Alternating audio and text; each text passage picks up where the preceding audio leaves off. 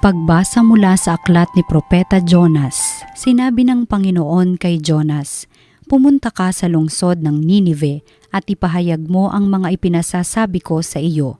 Nagpunta nga si Jonas sa Ninive. Malaki ang lungsod na ito. Aabuti ng 3 araw kung lalakaring pabagtas, siya'y pumasok sa lungsod. Pagkaraan ng maghapong paglalakad, malakas niyang ipinahayag, gugunawin ang Ninive pagkaraan ng 40 araw. Naniwala ang mga taga roon sa pahayag na ito mula sa Diyos. Kaya nag-ayuno sila at nagdamit ng sako bilang tanda ng lubos na pagsisisi at pagtalikod sa kanilang mga kasalanan. Nang mabalitaan ito ng hari ng Ninive, bumaba siya sa kanyang trono, naghubad ng balabal, nagdamit din ng sako at naupo sa abo. At ipinasabi niya sa mga taga Ninive, "Ito'y utos ng hari at ng kanyang mga pinuno. Walang kakanin isa man, wala ring iinom, maging tao o hayop. Lahat ng tao at hayop ay magdamit ng sako. Taimtim na manalangin sa Diyos ang bawat isa. Pagsisihan ng lahat ang nagawa nilang kasalanan at talikdan ang masamang pamumuhay. Baka sa paraang ito'y mapawi ang galit ng Diyos." Nagbago siya ng kanyang pasya at hindi na ituloy ang balak na paglipol sa atin. Nakita ng Diyos ang kanilang pagtalikod sa kasamaan, kaya hindi na itinuloy ang paggunaw sa Ninive. Ang salita ng Diyos. Diyos ko, iyong tinatanggap pakumbaba't pusong tapat. Ako'y kaawaan o mahal kong Diyos, sang-ayon sa iyong kagandahang loob, mga kasalanan ko'y iyong pawiin, ayon din sa iyong pag-ibig sa akin.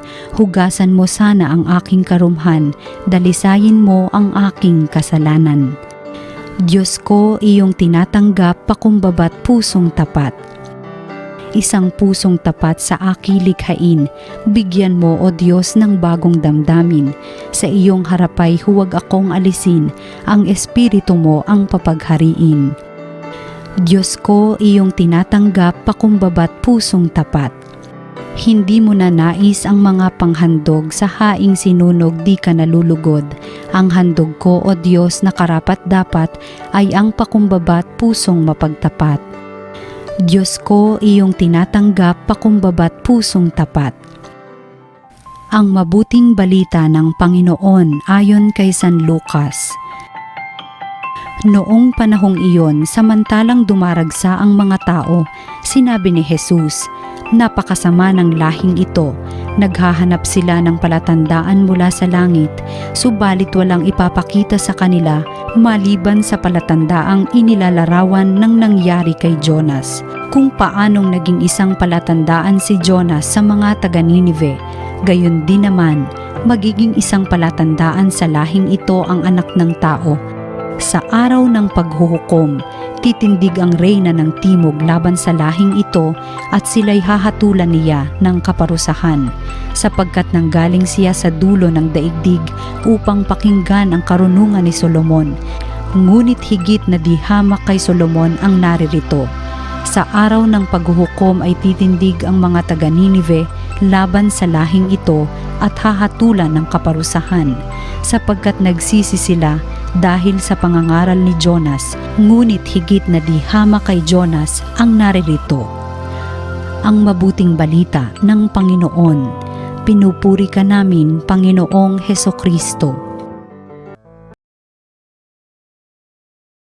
Magandang araw po sa inyong lahat, mga kapatid, higit po lalo sa inyong mga sumusubaybay dito sa Salita ng Diyos, Salita ng Buhay sa TV Maria. Mga kapatid, share ko lang po, sa awa po ng Diyos na pagbigyan po akong makapunta sa Japan. At aaminin ko po sa inyo, my very first time there, nung unang beses ko po doon, kabado po ako. Bakit? Kasi familiar naman po tayo na ang alphabet or characters ng Japanese ay iba po sa itsura ng alphabet nating mga Pinoy, ng English at Tagalog, hindi ho ba? Kaya natatakot ako, paano kaya to maiintindihan ko ba nung gagawin ko pag nandoon na ako? Awa po ng Diyos, itong mga kapatid nating Hapon or mga Japanese, they made their country very tourist or foreigner friendly. Number one, pagdating nyo po doon, kung sana po makapunta rin kayo doon, pagdating nyo po sa Japan, airport pa lang, sangkatutak po, napakarami ng mga signs, ng mga palatandaan, mga karatula sa taas, may mga pamphlet pa dito sa eye level mo, may mga iba pa po, tao na nakasuot ng malaking cardboard para sabihin kung saan ka pupunta at ano yung dapat mong gawin. At liban po doon, kahit na may nakasulat doon na Japanese characters, sabihin ko po sa inyo, they made it tourist-friendly, again, foreigner-friendly, na lahat ng known languages nakasulat po doon. Kung ikaw ay Chinese, may Chinese characters. Kung ikaw ay Korean, may Korean character. Kung nakakaintindi ka ng English, nandoon po yung English. Napakaraming signs, palatandaan, upang gabayan kami saan papunta at ano yung dapat naming gawin pagdating namin sa Japan. Bakit ko po ito kinikwento sa inyo mga kapatid? Sana po maisip po natin na mahal tayo ng ating Panginoong Diyos. Alam naman po natin, hindi naman natin siya nakikita o nahahawakan, hindi ho ba? Alam po natin ng ating Panginoong Diyos, siya'y nasa langit, tayo'y nandito sa lupa. At parang malayo ang Diyos sa atin. Maraming beses sa punto natin, hinahanap natin siya, gusto na natin siyang makasama, hindi natin maaninag. Kaya sa parang distansya na meron tayo mula sa ating sarili papunta sa Kanya, sana maalala mo, sobrang mahal ka ng Diyos. Araw-araw siyang nagpapadala ng signs. Araw-araw din siyang nagpapadala ng palatandaan. Meron bang Diyos? Meron bang Ama? Nagugustuhin niya yung anak niya, bahala ka na dyan, malaki ka na, ikaw na bahala sa buhay mo. Hindi po. Araw-araw, maniwala ka, nagpapadala siya ng signs, palatandaan, para gabayan tayo, malaman saan papunta, at malaman anong gagawin. Anong reference ko? Para sabihin sa inyong araw-araw siyang nagbibigay ng sign, balik po tayo sa ebanghelyo natin sa araw na ito. Ano po ang sinabi ni Jesus sa kanyang mga alagad? Makinig pong maigi. Sabi ni Jesus, naghahanap sila ang mga tao ng palatandaan ng sign mula sa langit. At magiging isang palatandaan sa lahing ito, magiging sign sa lahing ito, sino? Ang anak ng tao. Sino ang magiging sign natin? Magiging gabay, direksyon, tutulong para malaman anong gagawin? Ang anak ng tao. At sino ang anak ng tao? Walang iba kung hindi si Jesus. Kaya nga mga kapatid, kung iisipin lang po natin, Father, tagal ko na pong naghahanap ng mga signs na to ni Lord. Anong gagawin ko dito sa finances namin? Anong gagawin ko dito sa aking sakit, karamdaman? Anong gagawin ko? Anong desisyon ko dito sa aming ugnayan, sa relationship namin sa family o sa isa kong kaibigan na hindi ko kapalagayan ng loob? Paano ba makikita yung sign? Ito po ang sabihin ko sa inyo. Kung gusto niyo yung hanapin yung sign, palatandaan ng anak ng tao, gusto niyo hanapin yung sign na binibigay sa inyo araw-araw ni Jesus, makikita niyo lang po yung sign kung kayo ay nakapikit. Uulitin ko po. Makikita niyo lang yung sign na binibigay sa atin ng Panginoon kung tayo ay nakapikit. Ironic, no, Father? Gusto nga namin mahanap, gusto namin makita. Bakit mo kami pinapapikit? Tanungin kita, liban sa pagtulog, kailan ka pa pumipikit sa isang maghapon? Except from sleeping, when do you usually close your eyes? Di ba kapag tayo ay nagdadasal? Kaya mga kapatid, itong signs, palatandaan na hinihingi natin kay Lord, maaaninag, mararamdaman at makikita lang po natin kapag tayo'y nakapikit sa ating pananalangin.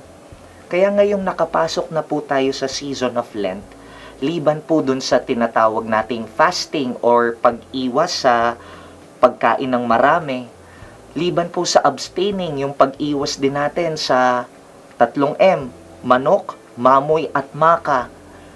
Meron din pinapagawa, hindi lang puro bawal, hindi lang puro pag-iwas. Pinapag-oo rin tayo ng Panginoon sa pananalangin, sa prayer. And it is through this prayer, more time for prayer, doon po natin nagiging mas malinaw ano yung mga sinasabi ni Jesus araw-araw sa nangyayari sa atin sa buhay. Kaya most likely po, kung hirap tayong makitang maigi ano ang sinasabi ng Diyos sa ating nararanasan, baka nagre-reflekto sa oras din na binibigay mo sa Kanya. O mas mahirap makita ang sinasabi ni Jesus, baka lang naman po, I do not wish to judge, baka lang naman din, kapos din yung oras na binibigay para pumikit, manalangin at tanungin anong sinasabi niya. Kaya this season of Lent po, wag lang puro bawal, wag lang puro iwas, meron ding pag-oo. At kung meron tayong isang oo-ohan ngayong season of Lent or Quaresma, ito ay ang pananalangin, prayer. And once you found out, ano ang sinasabi sa iyo ni Jesus? Be like the Ninevites in our first reading. Gayahin yung mga taga-Nineveh sa unang pagbasa. Ano po bang nangyari sa first reading? Narinig natin si Jonas. Anong sabi? Magpika kayo! Magbagong buhay kayo! Na medyo naiinis ang Panginoon sa pagkamakasalanan ninyo. Nagbigay si Lord ng sign sa mga taga-Nineveh through Jonas. At nung narinig ng hari ng Nineveh, yung sign na galing kay Jonas, anong ginawa? Makinig po sa first reading. Nang mabalitaan ito ng hari ng Nineveh, naghubad ng balabal, nagdamit ng makating sako, at naupo sa abo. Agad-agad, ang hari ng Nineveh, kasama ang kanyang mga nasasakupan, nagbagong buhay, nagrepent, nag-ayuno, bumabad sa abo, para ipakitang nakikinig kami sa senyales na pinapadala ng Panginoon. Sana maging ganun po tayo. If ever ma-realize na po natin ano man ang pinaparinig sa ating sign ni Lord, sa ating pananalangin, sa ating pagpikit, sana dali-dali tayo makapagbagong buhay, makapagbago ng puso, at magtiwala na ang grasya ng Panginoon sumusobra sa mga nais sumunod sa Kanya. Amen.